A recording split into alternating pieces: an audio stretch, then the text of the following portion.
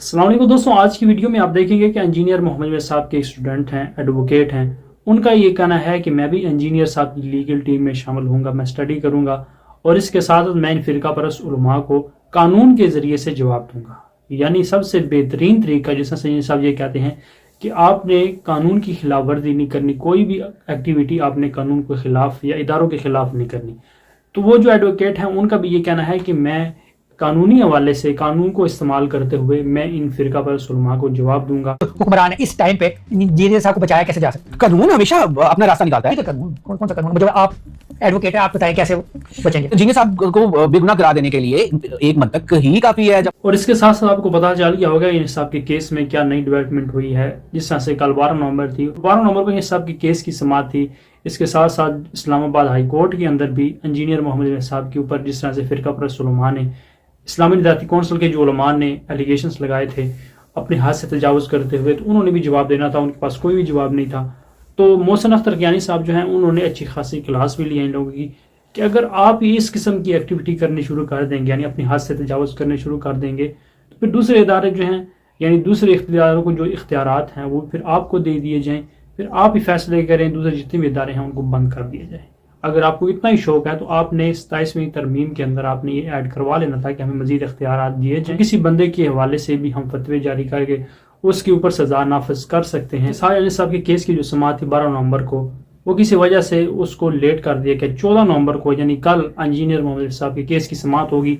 तो देखते हैं कि इंजीनियर साहब के केस के हवाले से क्या नई अपडेट आती है। जैसे कोई अपडेट आई हम आपके साथ शेयर कर देंगे। तो रिसेंटली एक वीडियो देखी मैंने, शेख कासिम साहब जो हैं उन्होंने अपने चैनल से वीडियो अपलोड की, एक पॉडकास्ट की, अंजर साहब के स्टूडेंट एडवोकेट हैं उनसे। तो उस पॉडकास्ट के अंदर उनसे सवालात किए गए कि लीगल टीम जो है वो कुछ नहीं कर रही और इसके साथ अंजर साहब के हक में कोई भी बंदा खड़ा नहीं हुआ। जबकि दूसरी तरफ जो डक्की भाई है, जो भी व्लॉगर था जो गिरफ्तार है, उसके हक में बहुत से लोग हैं, लेकिन इंजीनियर के हक में कोई बंदा नहीं निकल रहा। ये वकील लड़ नहीं पा रहे, ठीक है, नहीं, अब नहीं, आप नहीं, उनके हक में बोल नहीं रही, इससे ज्यादा डकी भाई के हक में लोग इम्तिहान है, अल्लाह की तरफ से इम्तिहान है। अल्लाह ने उनको भी, इंजीनियर साहब को भी एक दौर दिखाना है। अगर इंजीनियर को फांसी होगी थे, खुदा न खास्ता ऐसी फांसी होगी, इतनी देर नगरी चौपट। तो दोस्तों एक बात क्लियर कर दूं कि इंजीनियर ने खुद कहा है कि मेरे हक में कोई भी एहतजाज रैली निकालने की कोई ज़रूरत नहीं है। किसी को मौका मिल जाए तो फिर वो इस तरह से बातें बनाए और ये कहे कि ये लोग जो हैं फसाद फैला रहे हैं। इंजीनियर साहब जो हैं वो स्टूडेंट्स का बहुत ज़्यादा ख्याल रखते हैं और इस किस्म की एक्टिविटी करने से रोकते हैं कि इदारों के खिलाफ वो इकदाम ना उठाए जाएं, इदारों के खिलाफ जो है वो कोई भी एक्शन ना लिया जाए। इसके साथ इंजीनियर साहब के स्टूडेंट जो हैं एडवोकेट, उनसे ये सवाल हुआ कि आप इंजीनियर साहब की लीगल टीम में शामिल क्यों नहीं होते। हुकूमत में, ठीक है, ये जो हुक्मरान है इस टाइम पे इंजीनियर साहब को बचाया कैसे जा सकता है? कानून हमेशा अपना रास्ता निकालता है। तो कानून कौन सा कानून, मतलब आप एडवोकेट है, आप बताएं कैसे बचेंगे? देखिए, ये तो अब क्योंकि मैं वहां प्रैक्टिकली जा नहीं सका, मैं उसके, अगर आप सच पूछे तो मैं अब वैसे तो लाहौर बार का फॉर लाइफ मेंबर हूं, लेकिन मैं क्योंकि प्रैक्टिस से बाहर था, अब मैं दोबारा से रिफ्रेश करवा रहा हूं पिंडी का भी अपना।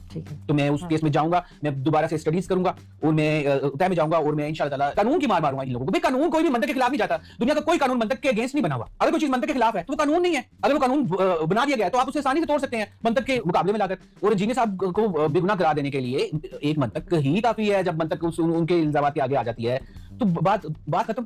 जितनी भी हम अदरवाइज बातें करते हैं तो सारी जज्बात में कर रहे होते हैं। सिर्फ और सिर्फ यही हाल है कि इंजीनियर साहब बच सकते हैं, कानूनी रास्ता ही इख्तियार किया जाए।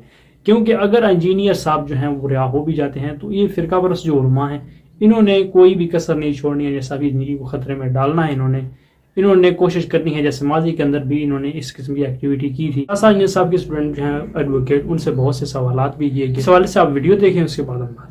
डक्की भाई, ठीक है, डक्की भाई को भी पकड़कर जितने पैसे बटोरे गए हैं ना, जो कि अब चीजें बाहर आ रही हैं, वो आपकी सोच है। और जो मेन बंदा था ना जिसने पैसे बटोरे हैं, उसके पंजाब हुकूमत के अंदर बड़े अच्छे लिंक्स हैं। देखिए, इंजीनियर साहब के हवाले से तो आप ऐसे नहीं कह सकते, डक्की भाई के हवाले से ऐसे कह सकते हैं दूसरे लोगों की, क्योंकि वो सिर्फ यूट्यूब से नहीं कमा रहे। आपको नहीं लगता इंजीनियर साहब को भी फंसाया गया? इंजीनियर साहब का यूट्यूब के अलावा तो कोई और अर्निंग नहीं है ना। वही ना, यूट्यूब की अर्निंग सही तो चीजों को सारे के यार इतनी अर्निंग कर रहे, इतना पैसा है, जब उनके बैंक अकाउंट चेक किए जाते हैं। डक्की का भी यूट्यूब से था। नहीं, सिर्फ यूट्यूब से नहीं था, डक्की साहब दूसरी सरगर्मियां भी करते थे ना। यूट्यूब से जितने पैसे उन्होंने बनाए हैं, ठीक है, कोई ना कोई केस बनाना है ना, ठीक है। हाँ, बिल्कुल ये तो है। इंजीनियर का भी केस बनाया और इनसे पैसे बटोरे जा रहे हैं। देखिए, इंजीनियर साहब तो अपने जो यूट्यूब की आमदनी कहाँ खर्च करते हैं वो तो सारी दुनिया को नजर आती है। वो इतनी बड़ी एकेडमी चला रहे हैं कि जिसमें सैकड़ों लोग जाते थे। उसके अलावा वो तहकीकी काम कर रहे हैं।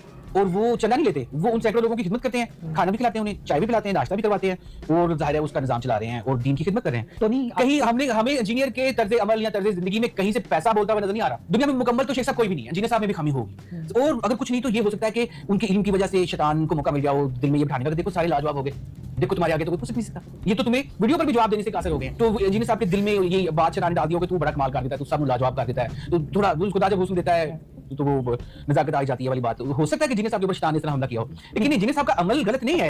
आप उनको, मुझे लगता है वकील नहीं अच्छे, ठीक है, तो आप उनके वकील बन जाए, ज्यादा बेहतर नहीं है, ताकि उनको कुछ हो जाए। नहीं ताकि वो फायर आ जाए ना। देखिए मैं उनके वकील लड़ नहीं पा रहे, ठीक है, नहीं, आवाम नहीं, उनके हक में बोल नहीं रही, इससे ज्यादा डकी भाई के हक में लोग इम्तिहान है, इम्तिहान अल्लाह की तरफ से इम्तिहान है। अल्लाह ने उनको भी, इंजीनियर साहब को भी एक दौर दिखाना है। जैसे जिन लोगों ने इंजीनियर साहब के ऊपर इल्जाम लगा दिया है कि भाई वो गुस्ताखी रसूल है, मैं उनसे पूछता हूं कि क्या उन्होंने इंजीनियर साहब का दिल चीर कर देखा था, जो एक चंद अल्फाज वो किसी दूसरे के हवाले से बात। जी दोस्तों, आपने वीडियो देखी, जिस वीडियो के अंदर इंजीनियर साहब के स्टूडेंट जो हैं, एडवोकेट हैं, उन्होंने बहुत ही अच्छी बात की और फिरका परस्त उलमा को जवाब दिया। इसके साथ उन्होंने बहुत ही अच्छी बात की कि अगर इंजीनियर साहब सच्चे हुए क़यामत के दिन, तो फिर इन फिरका परस्त उलमा के पल्ले क्या बचेगा जिन्होंने इंजीनियर साहब के खिलाफ FIR करवाई, इन साहब के ऊपर गुस्ताखी के इल्ज़ामात लगाए, उसकी जान को खतरे में डाला, तो वो फिर क्या करेंगे। तो दोस्तों, ये फिरका परस्त उलमा की सिर्फ ड्रामेबाजी है, ये जितने भी लोग हैं उनको पता है, लेकिन इसके बावजूद जो फिरका परस्त उलमाए कराम हैं इनको इस बात की समझ नहीं आती, क्योंकि सिर्फ और सिर्फ मसला जो है वो कारोबार का है। इस्लामी निजाती कौंसिल के जो उलमाए कराम थे, जो इंजीनियर साहब के ऊपर एलिगेशंस लगा रहे थे, तो अदालत के अंदर जवाब ना दे सके, यानी जो ये कहते थे कि हम अदालत के अंदर साबित करेंगे कि हम किसी भी बंदे के ऊपर